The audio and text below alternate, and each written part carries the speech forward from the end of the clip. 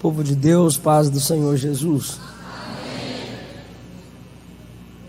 Abra a sua Bíblia comigo, por favor.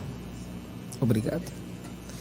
Primeiro livro dos Reis, no capítulo de número 19. Perdão, capítulo 18. Primeiro livro dos Reis, capítulo de número 18. Podemos, por favor, ler o versículo de número 30. Então Elias disse a todo o povo: chegai-vos a mim. E todo o povo se chegou a ele, e reparou o altar do Senhor que estava quebrado. Vocês podem comigo, por favor? E reparou o altar do Senhor que estava quebrado. Queridos, antes que o homem caísse, o que chamamos de pecado original, acontecido no Gênesis 3, havia um encontro. Todos os dias havia um encontro entre Deus e o homem. E quando eu digo entre Deus e o homem, era Deus e o casal, a cabeça da humanidade, os representantes da humanidade. Então, na viração do dia, Deus conversava naquele encontro. Depois do pecado, então, o homem para tudo precisa demonstrar um esforço, o interesse. Logo, esse esforço é um esforço maior. No capítulo 4, os irmãos percebem que há um encontro com Deus. Mas esse encontro agora não é tão simples, fácil, como era dentro do jardim. É preciso levantar um altar de pedras. E assim Abel e Caim fazem. Levantam o altar. Para quê? Para que fosse demarcado um local de culto. Para que fosse reconhecido publicamente que aquele ambiente, aquele horário, era um local e um tempo de culto. E nesse tempo de culto, nesse local de culto, acontecia o encontro. Vocês percebem que no encontro, em Gênesis 4, Deus fala com Caim. Por que você está com um semblante descaído? O pecado jaz à porta, cabe você dominá-lo. Se você fizeres bem, será aceito. Se não fizeres, não será. Num próximo encontro, ele mata seu irmão e Deus se encontra com ele. E a Bíblia diz que ele fugiu da face do Senhor. A expressão face é presença. Tinha que levantar um altar, tinha que derramar sangue, pois o derramamento do sangue era uma indicação, uma profecia viva de que, breve, uma vítima inocente morreria no lugar dos culpados. Então cada cordeiro que era oferecido, sangue derramado, apontava para o Cordeiro de Deus que tira o pecado do mundo, Jesus, o inocente morrendo pelos culpados. Você percebe que quando Caim mata Abel, nasce outro filho de Adão e Eva, Sete. De Sete vem Enos, e a Bíblia diz que com Enos se começou a invocar o nome do Senhor. Perceba que o texto não diz que Enos começou a invocar. O texto diz que com Enos se começou a invocar. Isso quer dizer que através dele houve um avivamento geral. As pessoas começaram a levantar altar e invocar o nome do Senhor, estabelecendo assim um ambiente de culto. E aquele ambiente de culto, através da simplicidade dos nossos pais na fé, que biblicamente falando são chamados de pais ou patriarcas ancestrais, era simples, um amontoado de pedras, e ali eles ofereciam um culto a Deus naquele local. Ou seja, um ambiente em que se era reconhecido publicamente como um lugar de culto, logo lugar de encontro.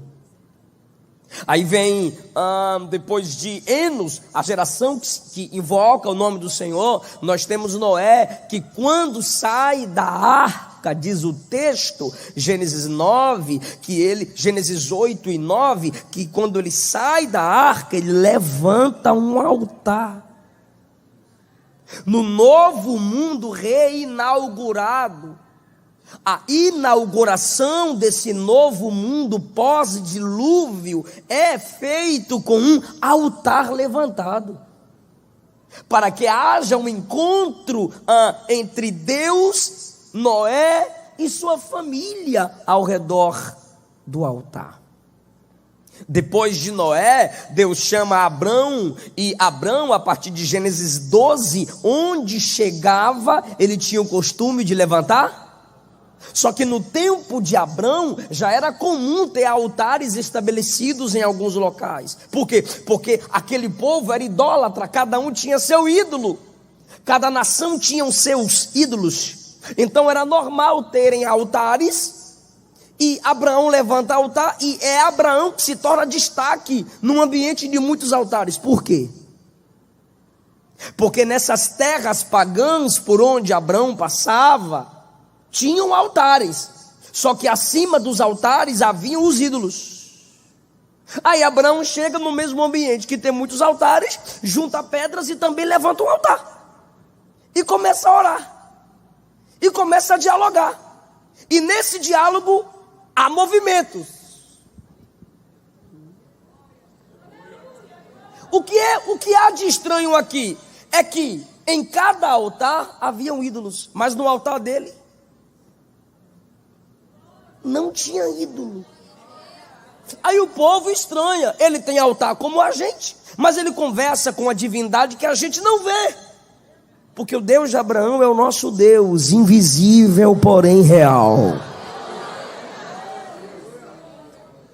Só que aquele altar levantado demarcava ambiente de culto, de encontro. Altar sim, ídolo não. Lembra que no 12, quando ele desce ao Egito e volta no início do 13, diz a Bíblia, e ele voltou para o local do altar, onde havia invocado o nome do Senhor. Por quê? Porque o altar levantado de pedras era um memorial, era um local demarcado, aqui é lugar de culto, é um ambiente de encontro memorial. Quem passava perto sabia que ali houve culto, tem culto, ou teria culto. Depois de Abraão vem Isaac. Você vê no capítulo 26 que Isaac levanta altar do livro do Gênesis. Jacó é o mais rebeldezinho, que demora para levantar altar. O cabra nasce no 25, só vai levantar altar lá no 35. Mas o que ele faz no capítulo 28? Ele levanta uma pedra. Já começou, pelo menos. Ele levanta uma pedra como coluna e diz: Senhor, eu demarco esse ambiente com essa pedra, pois esta é a porta dos céus, a casa de Deus. Ou seja, ele com uma pedra estabeleceu, demarcou um ambiente de culto. No 32 ele tem um encontro com Deus no Val de Jaboque. Ele não marca levantando o altar, mas ele é marcado na coxa, ele sai mancando. No 35 Deus aparece a ele novamente e faz a mesma coisa que fez no 32, menos feri-lo. Mas Deus fere sua alma.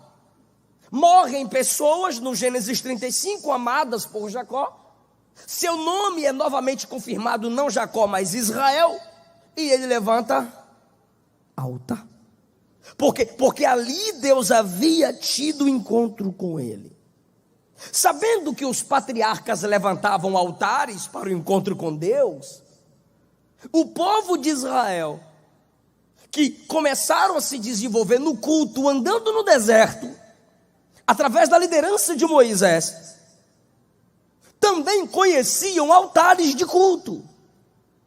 E esse altar levantado Era um ambiente simples que demarcava um encontro, porque isso é culto, encontros. Encontro com Deus. E no encontro com Deus, eu encontro os meus irmãos. Encontro e serviço. Não há culto sem encontro e sem serviço. Porque o serviço é levantar o altar, oferecer o sacrifício. E o encontro é quando eu ofereço o culto, Deus se manifesta. Deus se manifestava enviando fogo sobre o altar. Foi assim com Moisés, foi assim com Salomão, foi assim com Davi. Havia a manifestação de Deus pós-culto, foi assim com Salomão. Mas chegou um período em que se levantam 2 líderes em Israel. Acabe, que não tinha firmeza na liderança. Jezabel, criada num ambiente de idolatria, se casa com Acabe e faz com que os profetas se corrompam. E os que não queriam se corromper, matava. 450 se submeteram ao sistema político e idólatra de Jezabel e Acabe. Quem me ouve diz amém. Estes 450 eram sustentados pelo sistema. E estes que se submetiam a um sistema político corrupto perderam a autoridade profética. E só poderiam falar o que Jezabel e Acabe queriam, pois se assentavam à sua mesa e eram por eles sustentados. Deus tinha mais 7.000, mas estavam escondidos. Deus tinha aqueles que ainda acreditavam na escola de profetas que Samuel abriu. Porém, quem tinha voz, quem estava na mídia, quem tinha vez, eram profetas vendidos. Quem tinha voz e vez diante do povo, eram profetas sustentados pelo sistema corrupto e político fracassado que era Israel. Como esses profetas perderam a voz profética, a idolatria entra em Israel e agora há um novo Deus, Baal. Porque onde não há profeta, o que a Bíblia diz? Sem profecia o povo se... Onde não há profeta verdadeiro, não haverá culto verdadeiro. Então, o verdadeiro Deus não era cultuado porque não havia verdadeiro culto. O povo é idólatra. Chovia, Baal, só Baal é Deus. Não chovia, irmão, isso é o acúmulo do absurdo.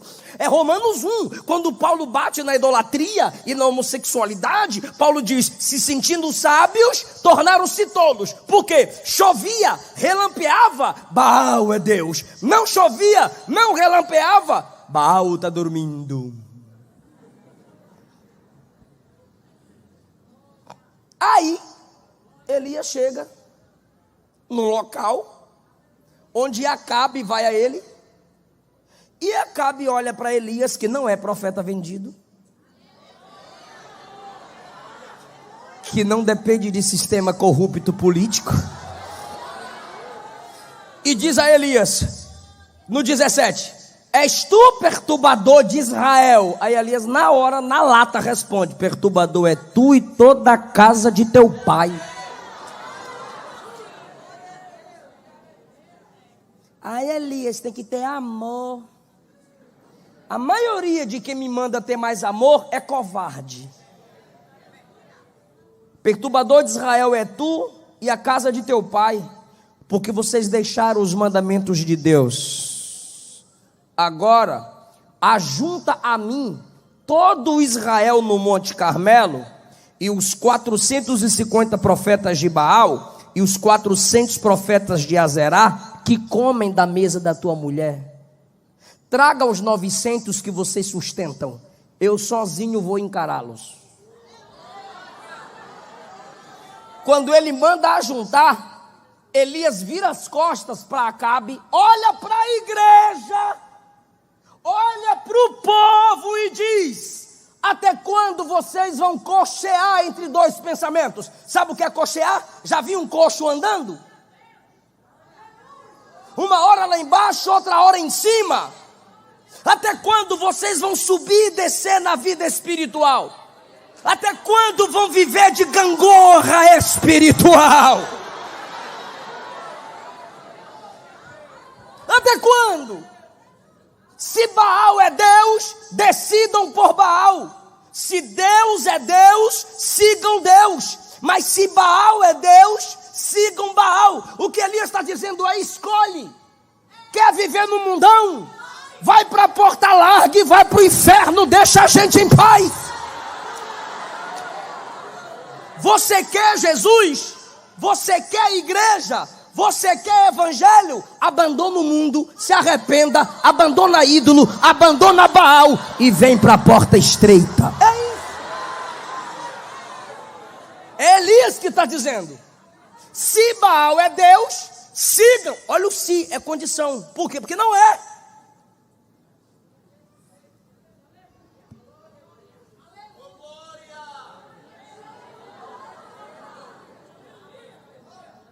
E ele está falando para o povo de Deus, tá? É para a igreja.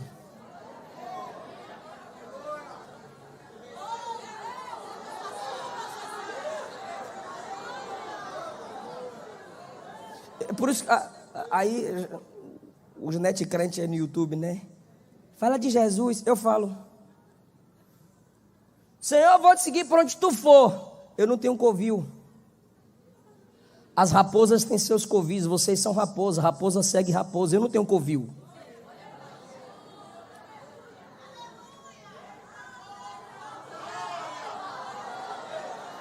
Porque tem gente que quer servir a Jesus pensando que Jesus é raposa. Jesus vai ocultar meus pecados, vai esconder meus pecados. Vem Judas, ele põe a mão contigo no prato juntinho, é tu que está me traindo. Vem Ananias e Safira, por que vocês mentiram ao Espírito Santo? Você quer que eu fale de Jesus? Eu falo. Quem quiser me seguir, negue a si mesmo. Tome sua cruz e venha atrás de mim. Quem vai na frente sou eu.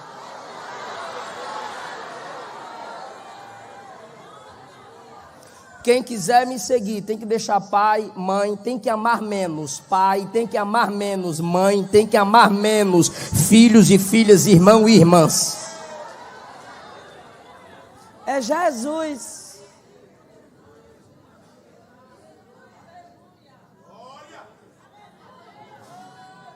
Elias olha para o povo e diz: só eu fiquei por profeta do Senhor, porque ele ainda não tinha ouvido Deus na caverna. Deus disse na caverna que Deus tinha mais quantos? Mais, pode falar 7.000. Deus tinha mais quantos? Só que ele não sabe. Se ele não sabe, não é mentira, é verdade que ele sabe.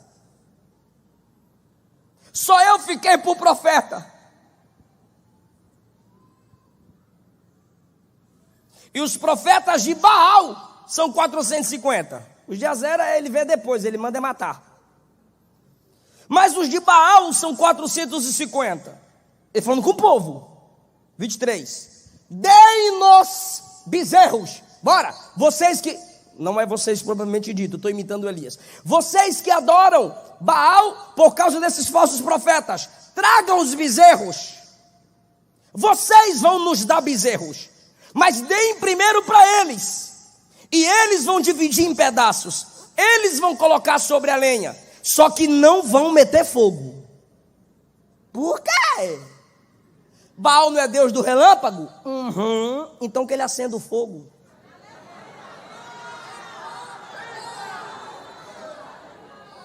Aquele que responder com fogo é Deus. Sabe o que ele está nos ensinando, pastores? Faça o culto, mas não manipule. Prepare o altar, mas não manipule. Se ele quiser acender o fogo, ele acende. Se ele quiser fazer, ele faz. Porque tem gente que prepara o culto, mas quer manipular o culto. Você viu o irmão lendo os agradecimentos aqui? Cadê você? Quem foi? Para não dizer que a gente está inventando testemunho. manipule o culto. Já viu aqueles pregadores que não tem ninguém chorando? Tá chorando, mentira, a irmã tá coçando um mosquito que entrou no zóio. Não manipule. Se você manipular, a adoração é falsa. Se a adoração é falsa, Deus não está nela, porque Ele é verdadeiro. Não acenda o fogo, deixe que Deus acende. Se Baal é Deus, Ele vai responder com fogo o culto que vocês vão dar. Se Deus é Deus, Ele vai responder com fogo o culto que eu darei a Ele. Irmão, porque se Deus recebe o culto, não tem jeito. Isso aqui não é invencionista de pentecostal. Se Deus recebe o culto, Ele responde. Eu não estou dizendo resposta de oração, eu estou dizendo resposta de culto. Se Ele aceita o culto, a gente sente. Mas quando o céu está travado, não se engane não, tu também sente. Tu sabe que não subiu, tu sabe.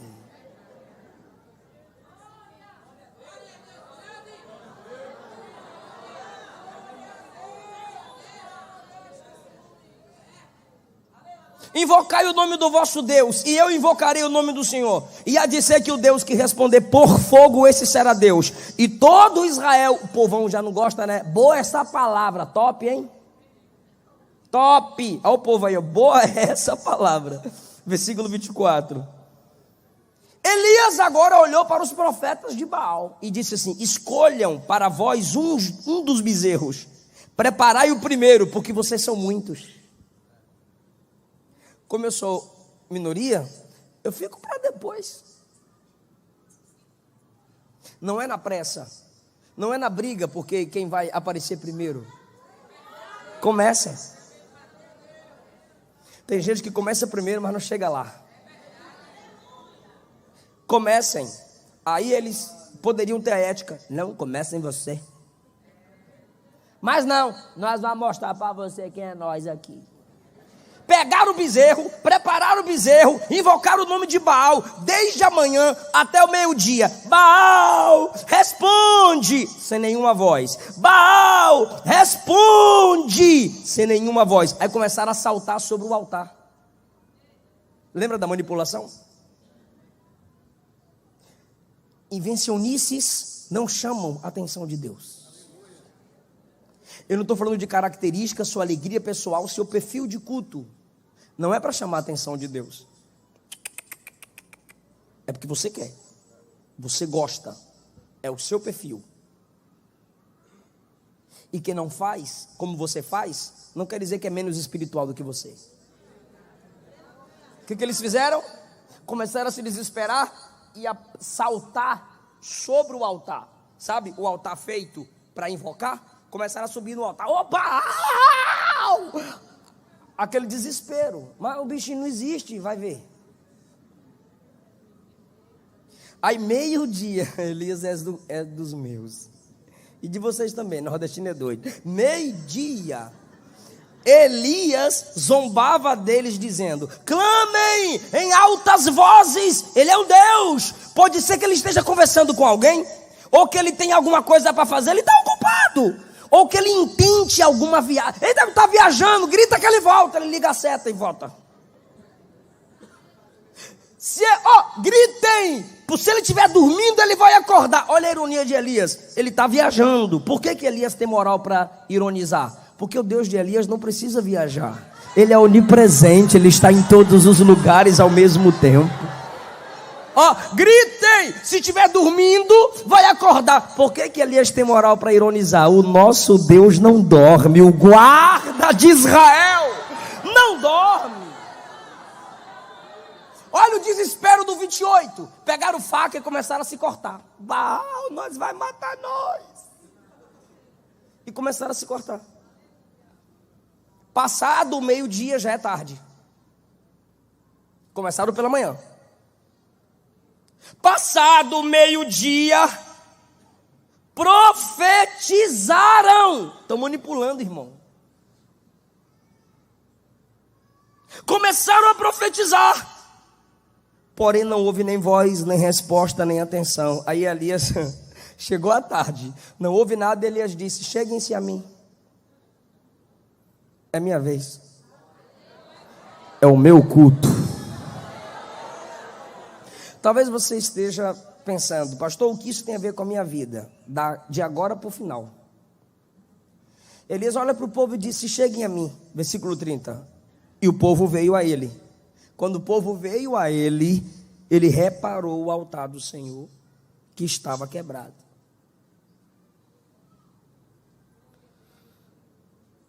O altar foi restaurado num ambiente de culto, sim ou não? Teve um falso culto, lotado. E agora tem um verdadeiro culto com um crente.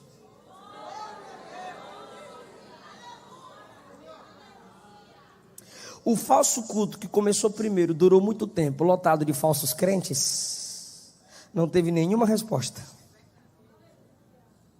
O verdadeiro culto que foi feito por um crente, com uma oração curta, teve resposta e a nação inteira caiu de joelho. Só o Senhor é Deus. O altar foi restaurado num ambiente de... Todos nós sabemos que nós precisamos ter encontros com Deus.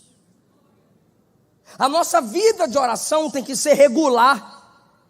O nosso culto tem que ser regular.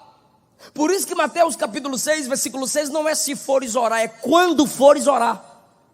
Por isso que Hebreus 10, 25 diz, não deixe de congregar.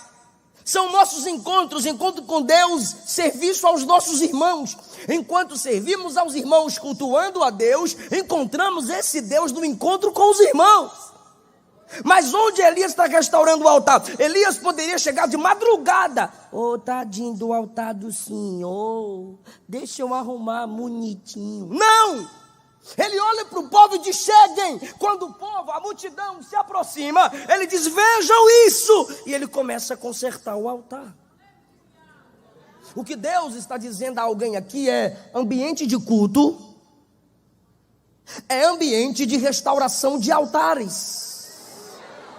Você quebrou seu altar no secreto e quer consertar no secreto para servir a igreja em público, sem que a igreja saiba que seu altar quebrado já foi restaurado? Você quer servir a igreja, quer ministrar a igreja com dons, quer ser uma bênção para a igreja? Quero. Mas como é que a igreja sabe que seu altar foi restaurado? Eu com Deus. Então faça lá no quarto fechado, pregue lá, cante lá, profetize lá, aqui não. É por isso que o batismo é público, para que a igreja testemunhe que você morreu para o mundo e agora vive para Cristo. É por isso que as profecias em 1 Coríntios 12, 13 e 14 é num ambiente de culto, para que elas sejam julgadas pela igreja. Mas nós não queremos restaurar o altar publicamente. Estamos duvidando do poder do culto. E o Espírito Santo hoje está falando a alguém aqui. É hoje que nesse culto Deus resgata a comunhão com você. É hoje nesse culto que o altar quebrado, mesmo que ele tenha sido quebrado no secreto, é aqui que você tem que voltar para Jesus. É aqui que você tem que clamar, chorar, se humilhar e cantar como o nosso cantor aqui. Me quebranta, Senhor. Me restaura, Senhor. Tira de mim as carnalidades. A igreja é testemunha de altares restaurados. Independente do que você ache dela. Mateus 5,15, Jesus disse que não se acende uma lâmpada para colocar debaixo de uma vasilha, mas a coloca no candelabro, e assim ela vai iluminar todos os que estão na casa. Quando o altar é restaurado, ele brilha com o fogo do Espírito, irmão. Todos sabiam que o altar estava quebrado. Então todos agora devem ver o altar sendo reconstruído. Se o altar era para Deus, deve ser público. Por quê? Porque o que é para Deus não teme escrutínio.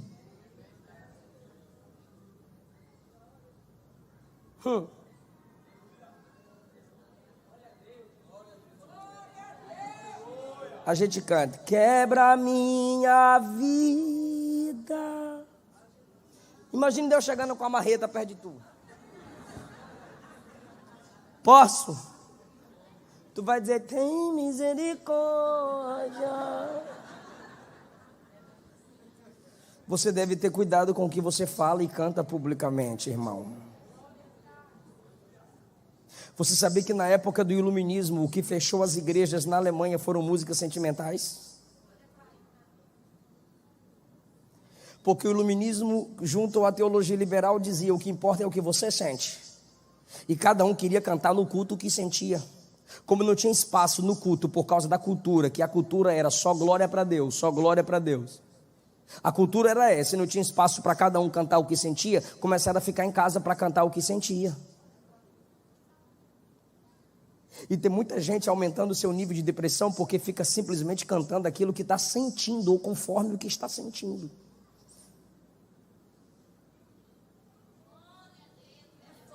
E aí o evangelho, ao invés de bíblico, teológico, apesar das poesias, se torna sentimentalista. Não há mais confissão de pecado, não há mais arrependimento. O que importa é como eu estou me sentindo agora, o que gerou esse tipo de sentimento em você. E nós temos medo do escrutínio, nós temos medo dos olhares, nós temos medo das perguntas. Deus não quer de você aquilo que te envergonharia no secreto. Deus não quer receber publicamente aquilo que te envergonha no secreto. Então, às vezes, é preciso confessar a alguns irmãos. Às vezes, como o pastor falou aqui, o cantor estava passando, vamos ouvir o irmão cantar. Vê assim, ele cantava em casa, agora canta na igreja. Tu está estudando há quanto tempo dentro do teu quarto? E ninguém na escola dominical sabe que tu estuda a Bíblia. O seu conhecimento deve ser digno de passar pelo escrutínio. Deus não te dá altares restaurados para você mantê-los no secreto. Porque altares restaurados recebem fogo. E quando o fogo desce, ele brilha. Não vai ter como esconder. Há quanto tempo você canta em casa, mas a igreja ainda não foi edificada ou consolada pelo louvor que sai de sua boca? Deus tem te dado visões, revelações, profecias, e a igreja ainda não recebeu da unção que foi colocada em você. O Espírito Santo está dizendo: eu já restaurei o altar. Agora você precisa dizer: vejam o que Deus está fazendo em minha vida. Se é de Deus, não teme o escrutínio. Não é para aparecer, não é autodestaque, se é de Deus, se veio de Deus, não teme o escrutínio. Segundo lugar, eu vou fazer uma pergunta e a resposta é óbvia. Foi Elias quem quebrou o altar? Pode responder mais alto?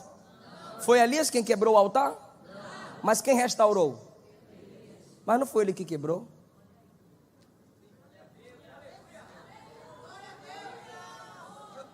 Isso mexeu comigo. Porque quantas vezes nós falamos: não fui eu quem fiz isso. Isso não é problema meu. Tem gente para fazer. Se está ferindo a igreja, é problema teu. Se está envergonhando o nome de Jesus, é problema teu. Se está colocando o nome do evangelho no meio, é problema teu. Eu não sei se você já está entendendo a responsabilidade que Deus está gerando em sua alma nessa noite. Não importa quem tenha quebrado a integridade do evangelho, a missão sua é resgatar a integridade do evangelho. Não importa quem brincou com a graça, é obrigação tua não brincar com ela. Não importa quem fez o que fez com os nossos hinos, é obrigação tua resgatar o louvor verdadeiro a Deus. Não importa o que fizeram com o pastorado, é obrigação nossa cuidar do pastorado bíblico. Não importa o que fizeram com a palavra, quem foi que fez, o que importa é que Deus nos levantou para preservar a sua doutrina. A igreja é a coluna e baluarte da verdade.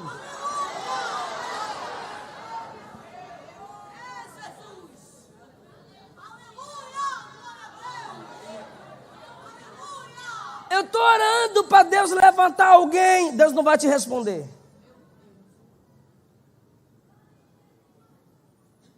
Por quê, pastor? Porque se você for capaz de discernir o problema,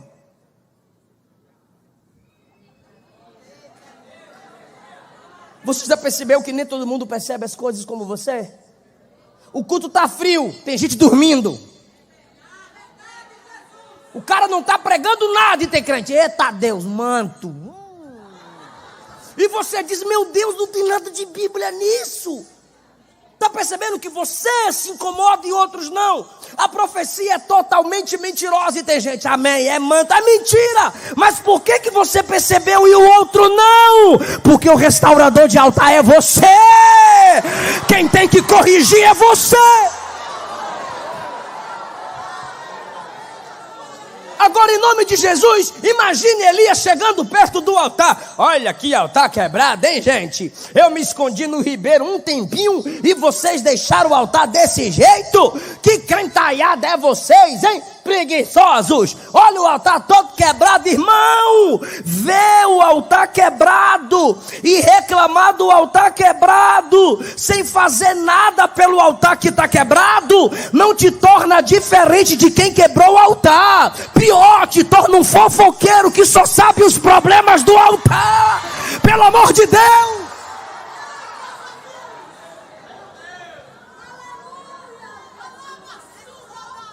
Faz alguma coisa.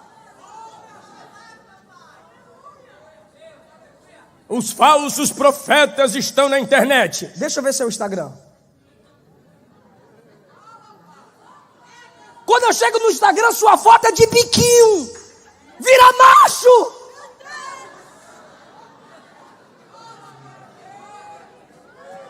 Se os falsos profetas estão no Instagram e sua foto, minha irmã, é seminua, você também é piricrente. Você precisa se converter. Você não tem nada de Deus para mudar essa geração. Cala a boca.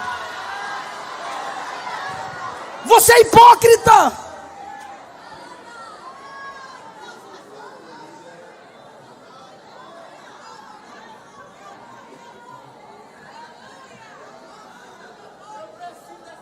Nossa, que culto ruim. Quantos hinos você preparou bom para cantar?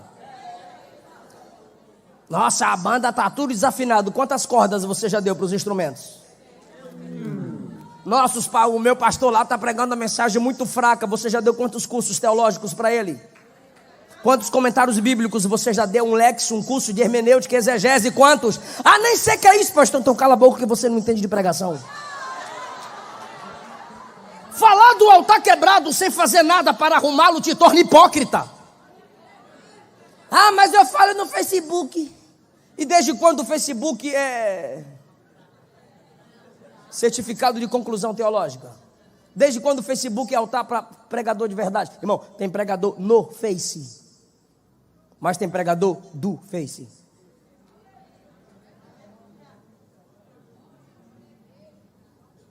Elias não reclama do altar quebrado. E ele poderia reclamar. Olha para cá, fala comigo. Ele não reclama do altar quebrado. Ele fala para Deus dos altares quebrados e levanta um. Eu vou provar na Bíblia. Quando ele está na caverna, no capítulo de número 19, olha o que ele diz no versículo 10. Tenho sido zeloso pelo Senhor, porque os filhos de Israel deixaram a tua aliança, derribaram os teus altares, no plural. Me ajuda, derribaram os teus altares. Toda a igreja agora, 1, 2, 3. Todo, derribaram os teus altares. 1, 2, 3. Ele está falando para quem? Não me estressa. Ele está falando para quem? Para Deus ele diz, quebraram os altares, mas diante do povo ele não reclama, ele levanta. Derribaram um altar ou derribaram os altares? Ele deu conta de levantar todos? Ele deu conta de levantar todos? Mas pelo menos um ele levantou. Eu sei que você não pode consertar tudo. Eu sei que tem muita coisa que te incomoda e você não pode mudar tudo. Mas alguma coisa você pode fazer. Não, pastor, eu não tenho um dom. Mentira, você não tem a coragem. Não, pastor, eu não tenho um dom. Mentira, você não tem a disposição. Aqui ninguém é tão cheio que tenha tudo, e ninguém é tão vazio que não tenha nada. Se o Espírito de Deus habita em você, você tem capacidade para fazer alguma coisa no reino.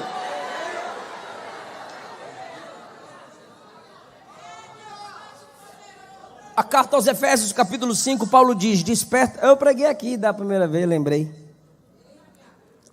Desperta tu que dormes e Cristo te esclarecerá. Bora lá?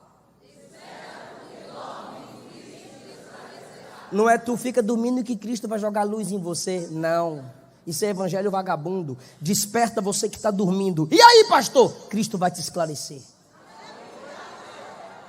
Levanta, Jerusalém, resplandece. Por quê? Porque está vindo a tua luz e a glória do Senhor vai brilhar sobre ti. Arruma o altar.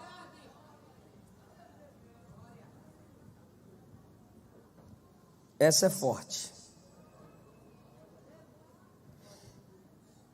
Os profetas cultuaram? Sim ou não?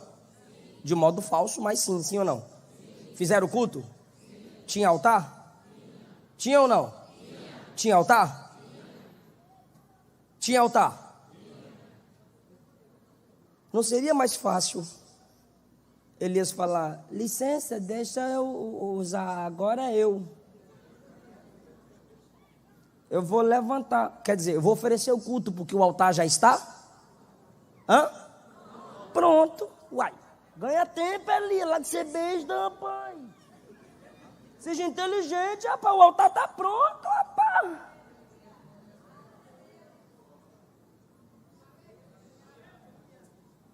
Deus não desenvolve intimidade com quem facilita as coisas.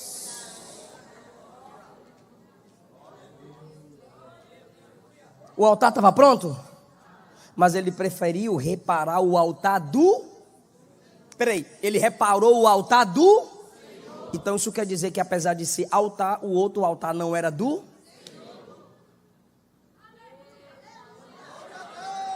Então não é porque tem nome de altar que é altar do... Não é porque tem nome de igreja que é povo de... Não é porque tem nome de culto que é dado a... Não é porque tem nome de louvor que é louvor a... Não é porque tem nome de pregação que é palavra de...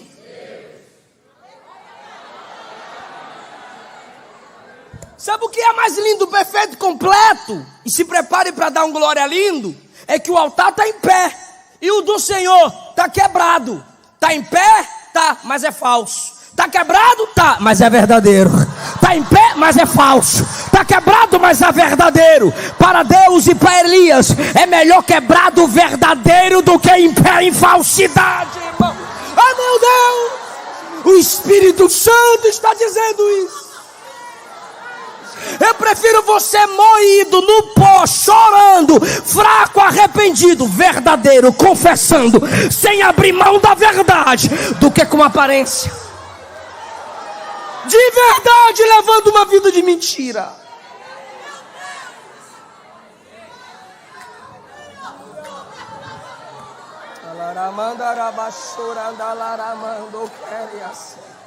Eu sei que é mais difícil, mas é verdadeiro. É melhor a dificuldade com a verdade do que a facilidade sem ela. Lembra do Salmo 51? Fala comigo, Deus, tu amas. Para de graça, Deus, tu amas a verdade no íntimo. Diga verdadeiro. Agora diga, um coração quebrantado o Senhor não rejeita. Diga quebrado.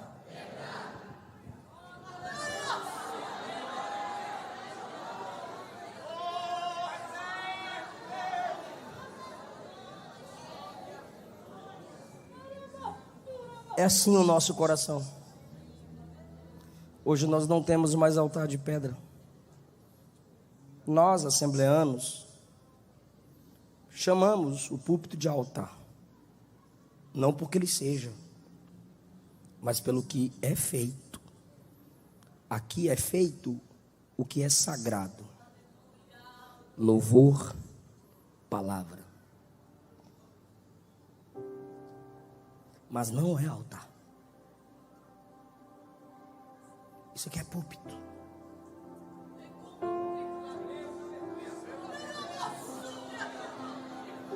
Em Cristo as coisas foram ressignificadas. Pastor, então como é que é o nosso culto? Para ter culto, tinha que ter um sacerdócio. Vós sois sacerdócio real, nação santa, propriedade exclusiva daquele que vos chamou das trevas para a sua maravilhosa luz.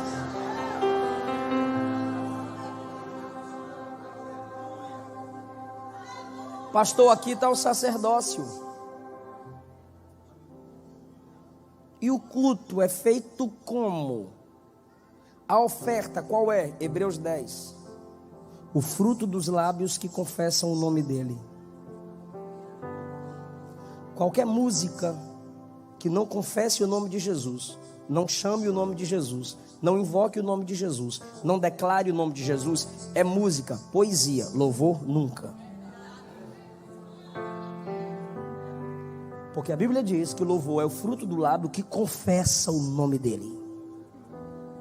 Tá, pastor, aqui tem um sacerdócio e tem a oferta. E o altar? Cristo.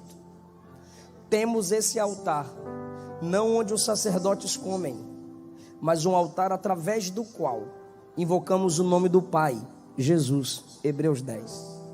Isso quer dizer que nele as coisas foram ressignificadas. Assim como Elias tem que adorar através do altar, a igreja só consegue adorar através de Cristo. Assim como Elias se põe diante do altar para que Deus responda a oração dele, pois o altar era o ambiente de onde Deus recebia o culto e por onde Deus enviava a resposta. Cristo é o caminho por onde nós nos aproximamos do Pai e através de quem a resposta do Pai chega até nós. Sem Jesus, você não é adorador. Faça campanha e creia que Deus faz. Mas você não é salva em Cristo. Você não é salvo em Cristo se Cristo não é o seu altar. E qual é a diferença disso, pastor? É que o sacerdócio funciona na coletividade, mas a comunhão não é mantida aqui. Onde estivermos, Cristo é o altar. Sendo Ele onipresente, pela invocação do nome dEle, Ele é adorado em qualquer lugar que você estiver. Pastor, então por que eu me reúno? Para que você seja edificado mutuamente. Sejamos edificados, para que sejamos fortalecidos mutuamente. E esse prédio é o nosso monumento de adoração. Ou seja, quem passa na porta olha para cá e sabe que aqui é lugar de oração. Isso aqui é um memorial, é um ambiente demarcado como lugar de culto. E eu encerro essa mensagem. Elias acabou de orar, fogo do céu desceu e todo o povo se prostrou dizendo: só o Senhor é Deus.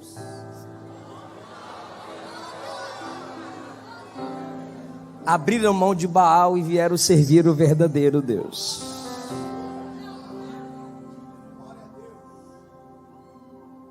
Um culto, fala comigo, um culto mudou a cultura.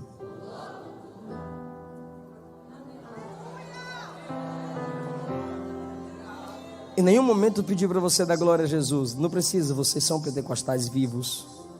Mas você pode falar a alguém, diga: o seu culto muda a cultura.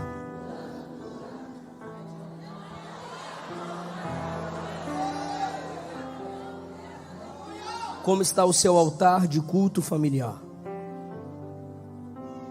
Mude a cultura diante de seus filhos. Mude a cultura diante da sua esposa ou diante do seu marido. Mude a cultura no seu lar. Qual é a primeira coisa que seus filhos sentem falta quando acordam? Chega a hora do culto, eles querem ir à igreja, mesmo que não queiram, mas sabem que tem que ir à igreja. É cultura. Sabem que você vai orar para agradecer a alimentação? É cultura. Sabe que você não vai deitar-se à cama sem agradecer a Deus pelo dia? Eles sabem disso? Sabe, pastor? É cultura.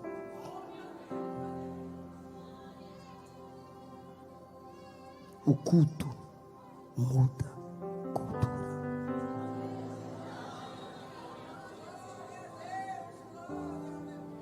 Fica em pé.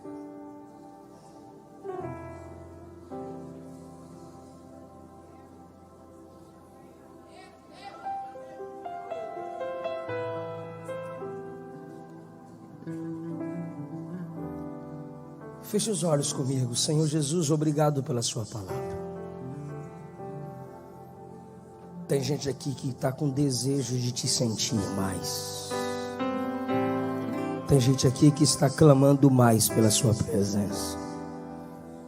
Tem gente aqui que acredita que o Senhor, de modo visível, pode agir, intervir e fazer o impossível. Perdoa-nos, ó Pai, porque nosso altar está quebrado. Perdoa-nos porque às vezes vemos o altar quebrado e não fazemos nada para consertá-lo. Mas hoje o Senhor está nos dando armas, preparo, capacidade para isso. Como o Senhor levantou Elias, o Senhor está levantando essa igreja. Como o Senhor fez aquele povo voltar e se arrepender, o Senhor pode fazer hoje. Quem não ora mais, voltar a orar. Quem não medita mais nas escrituras sagradas, voltar a meditar. Porque se o Senhor não fizer, a gente não consegue. Restaura nossos altares. O Elias de Deus não está aqui, mas o Deus de Elias está. E em Cristo, o que foi quebrado, para a glória de Deus, pode ser restaurado hoje. Amém. Eu quero saber se em nosso meio há alguém que quebrou seu altar, se afastou do Evangelho, mas quer voltar para Jesus hoje. Ou você que nunca reconheceu publicamente Jesus, nunca confessou Jesus como seu único Senhor e Salvador, mas hoje você quer restaurar o altar publicamente. Eu quero orar por você, aqui na frente. Você que se afastou do Evangelho, mas quer voltar para papai hoje. Ou você que nunca confessou Jesus como seu único Senhor e Salvador, mas hoje você quer. Você está sentindo que Ele está te chamando. Você está sentindo que Ele está te chamando. O Espírito está te dizendo: vem filho, vem filha. Eu vou mudar a sua vida. Eu vou restaurar seu coração. Eu vou escrever o seu nome no livro da vida. Está vindo a primeira pessoa para Jesus. A igreja está te esperando. Onde está a segunda pessoa para papai? O diabo vai perder a guerra pela sua alma. Se hoje ouvirdes a voz do Senhor teu Deus, não endureça o teu coração. Se hoje ouvirdes a voz do Senhor teu Deus, não endureças o teu coração.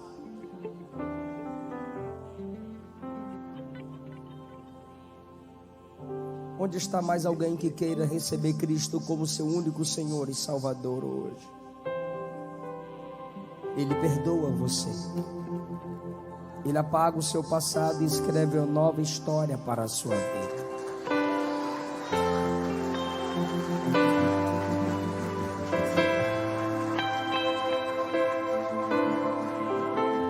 Jesus está aqui, irmãos.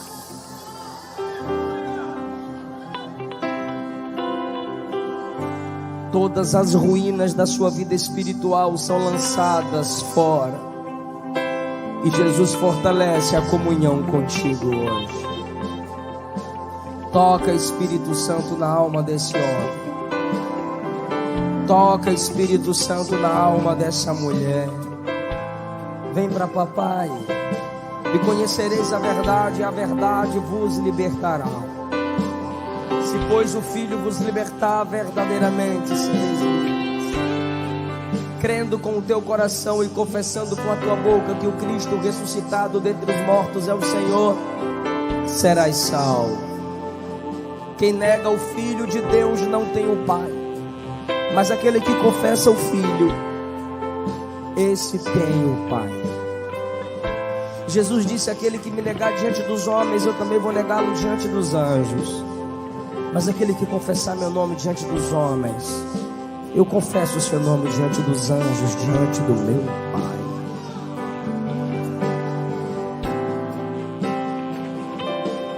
Venha para papai. Eu vou entregar o microfone agora. Mas o Espírito, através de nós, roga aos homens que se reconciliem com Cristo. É o que disse Paulo. Temos amor pela sua alma. O inferno é real, o céu também. A igreja só existe para representar Cristo na terra. E a igreja representa Cristo na terra para te atrair para Deus.